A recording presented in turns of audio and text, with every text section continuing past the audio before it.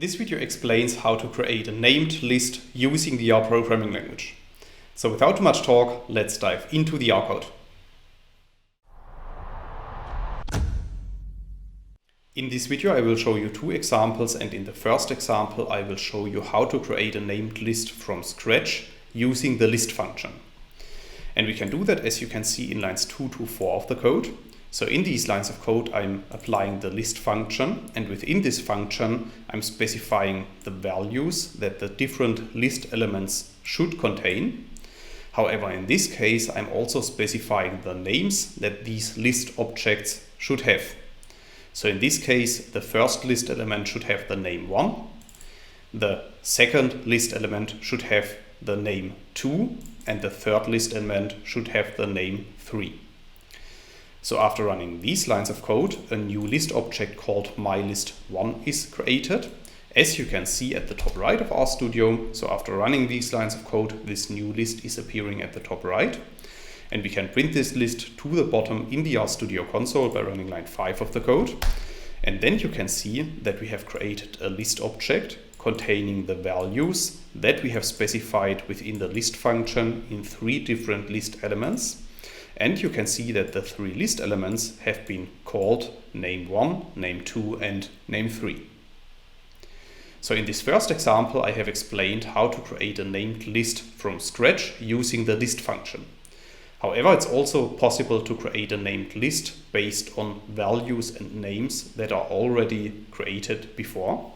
And this is what I will show you in the next example, starting in line 7 of the code. So as a first step for this example, I'm creating a vector of values.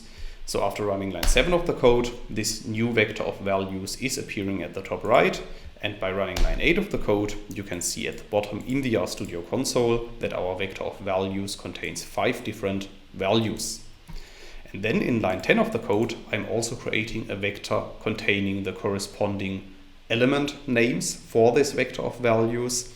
And I'm calling this vector of names vecNames. So after running this line of code, the data object vecNames is appearing at the top right. And by executing line 11 of the code, you can see that we have created a vector object containing 5 different names called name1, name2, 3, 4, and 5. Now in the next step, we can combine these 2 vector objects in a named list. And for this, we have to apply the setNames function and the as.list function. And I'm applying the as.list function to our vector of values, and then the setNames function to the output of the as.list function and to our vecNames data object. And in this case, I'm storing the output of this in another list object that I'm calling myList2. So after running lines 13 and 14 of the code, this new list called myList2 is appearing at the top right, and we can print this list to the bottom in the RStudio console by running line 15 of the code. And then you can see that our new list contains 5 list elements.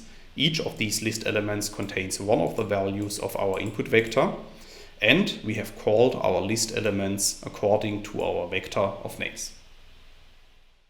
That's all I wanted to explain in this video.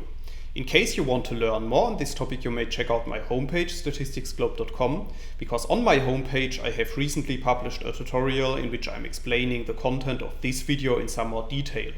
I will put a link to this tutorial into the description of the video, so you can find it there. If you have liked this video, or if you have any questions, let me know in the comments section below. I'll try to respond to all comments as soon as I can. Furthermore, make sure to subscribe to my YouTube channel to get notified about future video releases.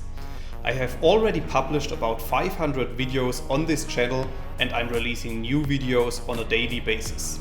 Thanks a lot for watching. See you in the next video.